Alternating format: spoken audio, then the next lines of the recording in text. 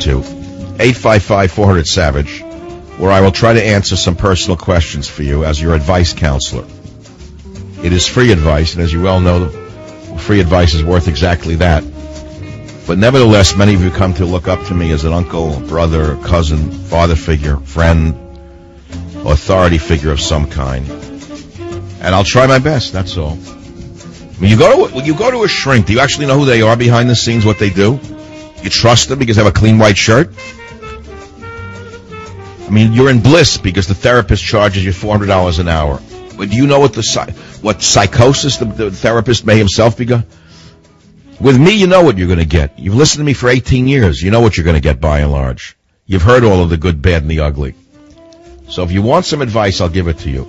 Let's start on KSFO here in San Francisco with Greg. Greg, what's your problem? See if I can help you.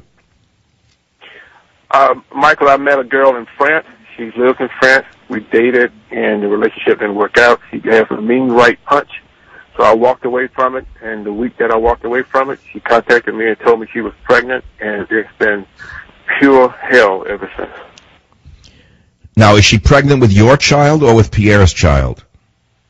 She says it's mine, but you know what they say, mama's baby. Oh, this is a bad one. Oh, so she's torturing you on every level possible. First by ditching you, and then by saying she's pregnant?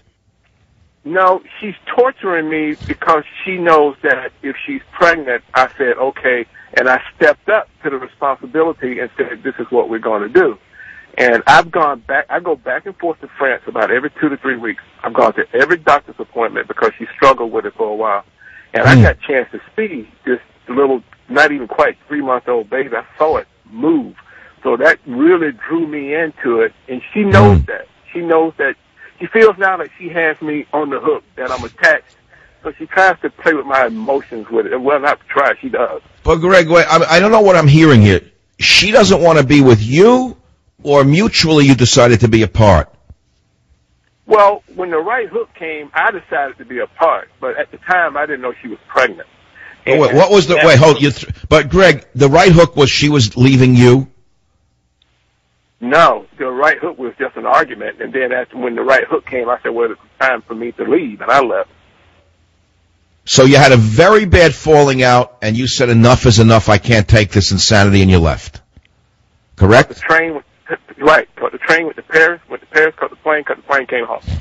Oh boy, that was so she still loves you then? That's the thing. She'll say she loves me if I say that I don't want to be a part of it. But then if I try to say I want to be a part of this whole baby relationship thing, then she says she don't. It's one of those kind of deals. What do you mean? She doesn't want to have a child with you, or she does want to have the child with you? I'm not following you. She gave you the right hook. You left. Now she's pregnant. Who wants to get back? You or her, or neither of you? Neither of us wants to get back. But at least that's what she says. But she keeps, when I walk away from it, she tries to pull me back. Boy, oh, so this is a psychodrama with pregnancy as the magnet, and there's no definitive statement coming from you as to what you or she really want here. What do you really want? What I really wanted was what we decided before she said she was pregnant. She said she wanted to move to San Francisco, and she wanted to have a baby. She wanted to make a life here. I said, that's fine. And all right, so wait, hold it. Now we're on to something. That's what the French girl wanted to do. Then you had a blow up. You ran to the Gare du Nord, and you went to the airport, and that was the end of it. Now you see the baby, the this, the that. So you want a child with her. Doesn't she want to come here still? No, now she wants to stay in France. Wow, you got a major league psycho there. Right, and you know what, Michael, I think what I'm learning, I know we kind of saying that sort of sarcastically, but I think what I'm figuring out is that she really is, and I think that's why she probably needs to stay there. I found out more information over my trips. I found out that she was on a lot of her friends don't speak English at all, but they try to explain to me, and they said that she was on drugs, and I'm saying, God, what kind of drugs? And they said drugs for stress is what they tried to translate it to me. And to me, I said, oh, so now we're talking Prozac type stuff, Well, it sounds to me like look, over a radio show, because, you're reaching out to a stranger in the middle of an audience. You're hurting because you really don't know what to do here. And I don't want to be one to say that I know what you should do, but my feeling is, and it's not my emotions involved, and believe me, love affairs and the affairs of the heart are not often rationally decided. I think you're better off cutting it off for good and never talking to her again. How's that?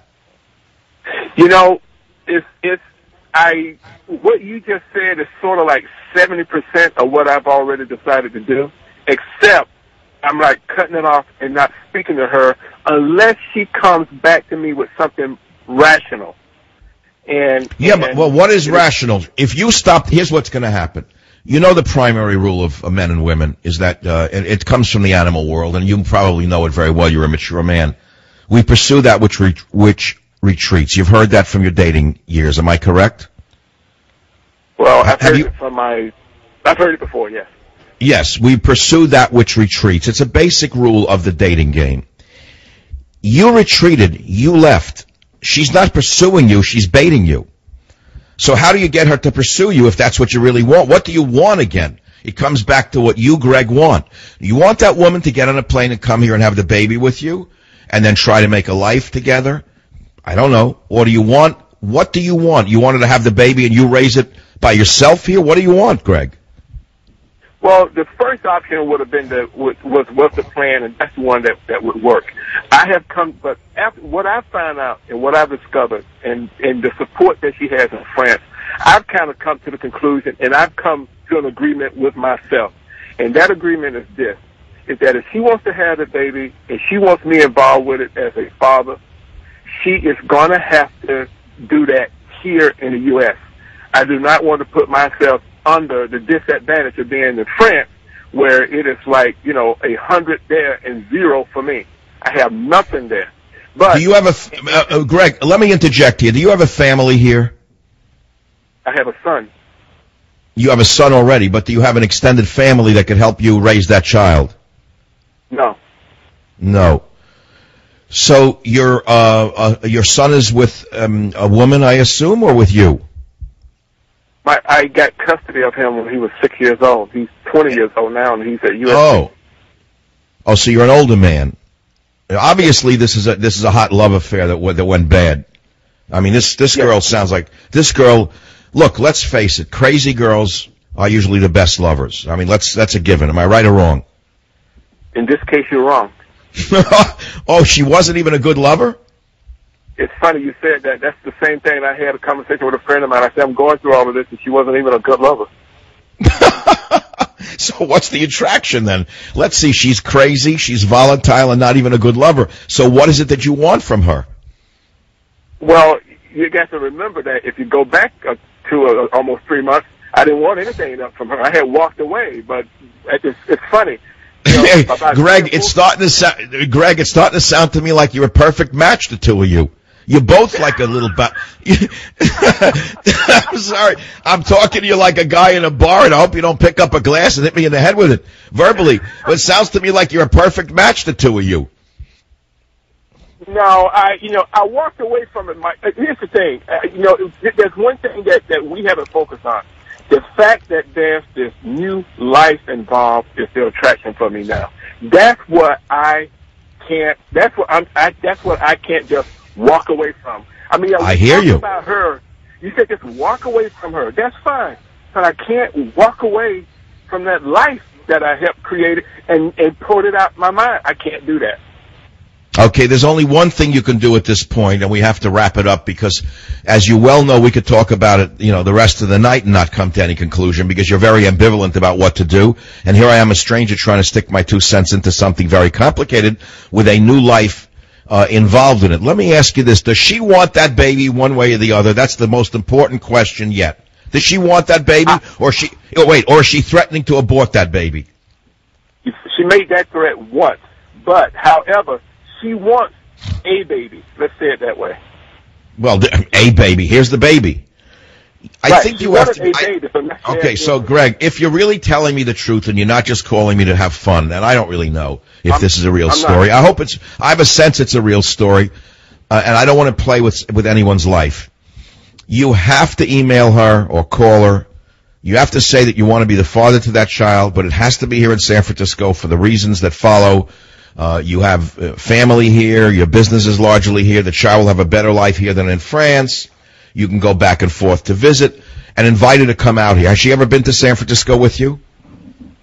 I brought her here in August. That was the first time she had ever been on an airplane. I brought her here for 1 week. And I was over there at the time, so I flew her out here. We came together. We stayed 1 week, and we flew back. And the day that I told you I left, I walked out because of the sort of mean right hook. She caught a plane by herself, alone, and came here 4 days later to try to. She said she wanted to talk to me to try to work things out. But the funny thing was, she spent. All right, so there's your answer. So there's your answer. She wants to work things out. We are going to leave it at that. Email her and tell her you agree with her. We should work things out, but you want to do it here. And don't even make it like an ego battle. Say for business reasons, you cannot travel.